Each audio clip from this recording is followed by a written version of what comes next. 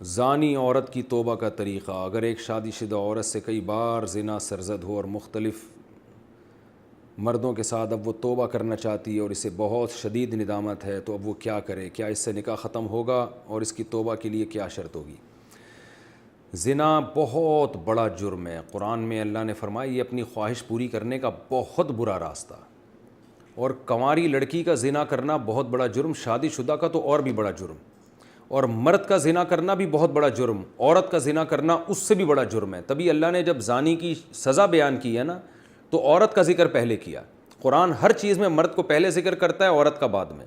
چور کا ہاتھ کاٹنے کی باری آئی تو اللہ نے فرمایا چور مرد کا بھی ہاتھ کاٹو اور چور عورت کا بھی ہاتھ کاٹو. یہاں مرد کا ذکر پہلے، عورت کا بعد میں.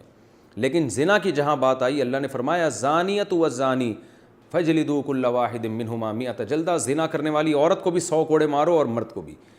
تو یہاں عورت کا ذکر پہلے اس لیے کیا کہ عورت میں زنا کی رغبت کم ہوتی ہے اور اس میں حیا بھی ہوتی ہے، اس کے باوجود اس کا زنا کرنا یہ بہت بڑا جرم ہے. مرد کا بھی زنا کرنا بہت بڑا جرم ہے.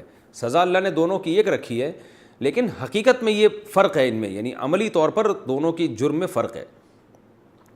اب سزا اللہ نے ایک کیوں رکھی ہے؟ اللہ کی حکمتیں اللہ بہتر جانتا ہے.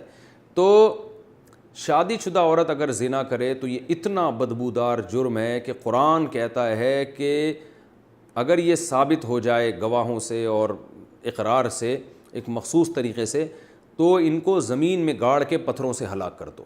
تو اس لیے بھائی اگر کسی عورت سے بھی یہ جرم ہوا ہے یا مرد سے تو یہ بہت بڑا جرم ہے، ہلکا نہیں ہے. اب اسلامی حکومت نہیں ہے، لہذا اللہ نے پردہ ڈالا ہوا ہے اگر جرم کے اوپر، تو اب سزا تو جاری نہیں ہوگی رجم والی، اور وہ اپنے اوپر خود سے جا کے جاری کروانا بھی کوئی شریعت میں اچھا کام نہیں ہے. اب یہ ہے کہ چھپ کے گڑ گڑا کے اللہ سے بہت زیادہ توبہ کرے.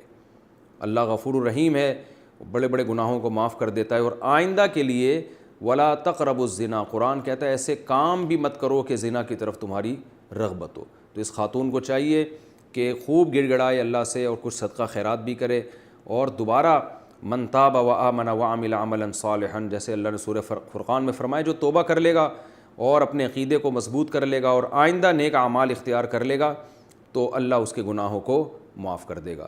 تو ان کو چاہیے خوب اللہ سے توبہ کریں اور آئندہ کے لیے اپنی زندگی تبدیل کر دیں. اللہ غفور الرحیم ہے. اور پھر سچی توبہ کرنے کے بعد اس جرم کو بھول جائیں، نہ کسی کے سامنے تذکرہ کریں، نہ خود سوچیں ایسے جیسے کبھی کیا ہی نہیں ہے. ایسے اپنے بارے میں یہ ذہن میں رکھیں کہ جیسے میں نے کبھی یہ کیا ہی نہیں ہے، بار بار اس کو سوچیں نہیں. پھر